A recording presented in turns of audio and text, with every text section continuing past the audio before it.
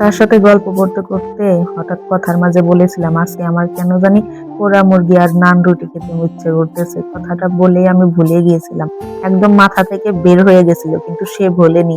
সারাদিন অফিস করে ফেরার সময় চুপচাপ আমার সেই ছোট্ট কথাটা মনে রেখে হাতে করে নিয়ে এসেছে পোড়া মুরগি আর রুটি।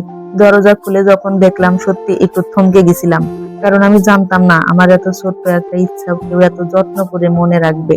অনেকেই হয়তো বলবে এটা পোড়া মুরগি না, এটা হলো গ্রিল চিকেন। তাদেরকে বলি, গ্রিল চিকেন হচ্ছে বড় লোকসদের জন্য, আর আমাদের মতো গরিবদের জন্য পোড়া মুরগি ঠিক আছে। প্যাকেট খুলতে গিয়ে দেখি ভেতরে ঝোল আর তেল, পলিথিন ভিজে একাকার। রুটিগুলো প্যাকেটের সাথে লেগে গেছে। আমি ধীরে ধীরে সব ছাড়িয়ে যত্ন করে প্লেটে তুলে রাখলাম। তারপর আমরা দুজন চুপচাপ বসে খেতে লাগলাম।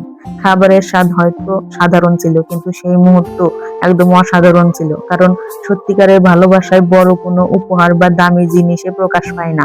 ভালোবাসা লুকিয়ে থাকে এই ছোট্ট ছোট্ট ইচ্ছাকে গুরুত্ব দিয়ে মনে রেখে সেই ইচ্ছাগুলোকে পূরণ করাতেই।